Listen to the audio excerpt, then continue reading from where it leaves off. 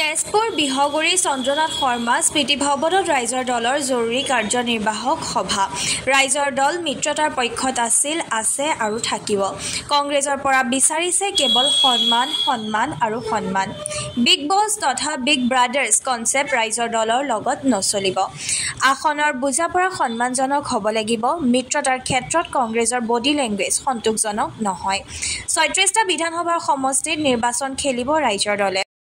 আমি আজি মানে আমাৰ যিখন কাৰ্যনিৰ্বাহক বৈঠক হৈছে তাত মিত্ৰতা সন্দৰ্ভত যি আলোচনা হৈছে, ঐক্যমঞ্চ সন্দৰ্ভত মিত্ৰতা সন্দৰ্ভত যি আলোচনা হৈছে তাত খুব স্পষ্ট কেইটামান মত প্ৰকাশ পাইছে।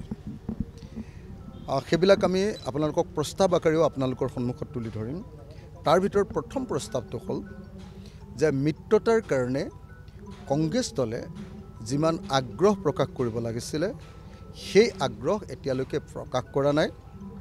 ৰাইজৰ দল মিত্ৰতাৰ পক্ষত আছিলে, মিত্ৰতাৰ পক্ষত আছোঁ, মিত্ৰতাৰ পক্ষত থাকিম আৰু মিত্ৰতাৰ কাৰণে আমি সৰ্বোচ্চ ত্যাগ কৰিবৰ কাৰণেও প্ৰস্তুত আছোঁ।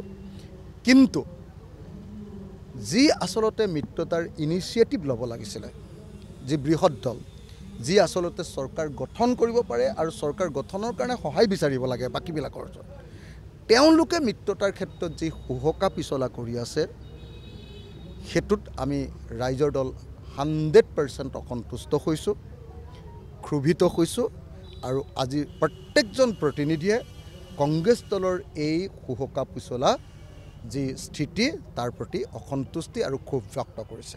কিন্তু কংগ্ৰেছৰ যিটো আচৰণ এইটো মিত্ৰতাৰ পক্ষত নহয়। কংগ্ৰেছৰ যি বডি লেংগুৱেজ, কংগ্ৰেছৰ নেতৃত্বৰ যি বডি লেংগুৱেজ, সেই বডি লেংগুৱেজ কেতিয়াও মানুহক সন্মান কৰা বডি লেংগুৱেজ নহয়। আমাৰ লগত কোনেও বিগ বছ দেখুৱাই একো লাভ নাই, আমাৰ লগত কোনেও বিগ ব্ৰাদাৰ দেখুৱাই লাভ নাই। আমি বন্ধুত্বত বিশ্বাস কৰোঁ, আমি কাৰো তলত থাকিব নিবিচাৰোঁ। আমি সৰু আৰু তেওঁলোক ডাঙৰ এনেকুৱা ধৰণৰ আচৰণত আমি কেতিয়াও বিশ্বাস নকৰোঁ।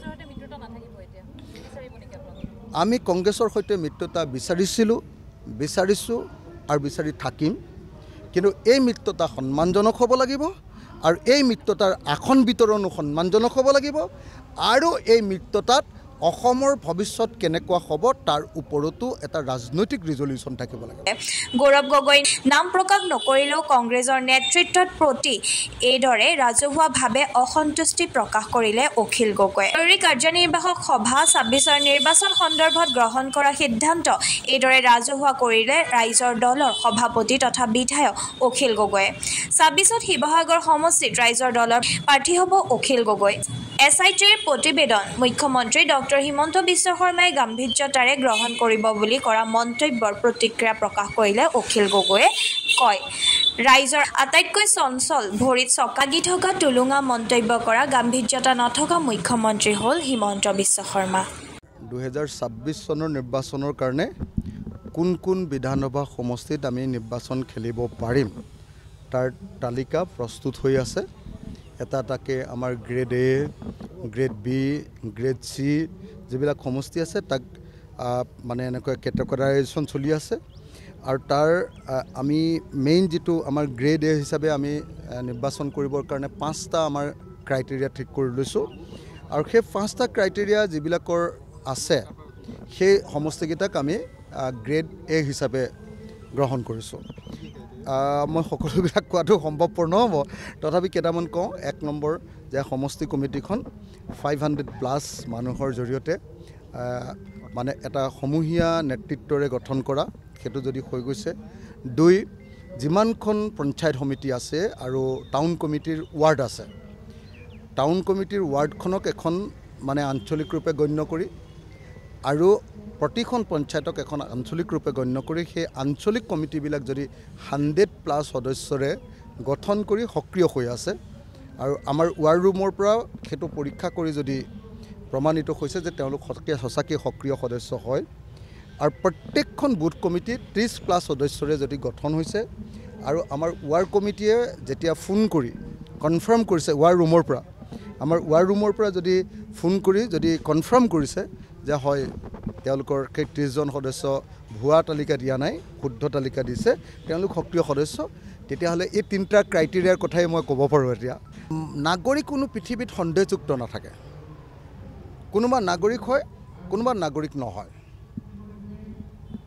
কথাটো বুজিছেনে পৃথিৱীত কোনো সন্দেহযুক্ত নাগৰিক নাথাকে হয় নাগৰিক হয় ভাৰতীয় নাগৰিক এওঁ হয় বৈধ অথবা অবৈধ এওঁ হয় বোলে এওঁ হয় তেতিয়াহ'লে প্ৰমাণ আছে আৰু যদি নহয় নহয় এনেকৈ সন্দেহযুক্ত বুলি ৰাখি থোৱা মানে হ'ল ভোট বেংক তৈয়াৰ কৰা কোনো সন্দেহযুক্ত নাই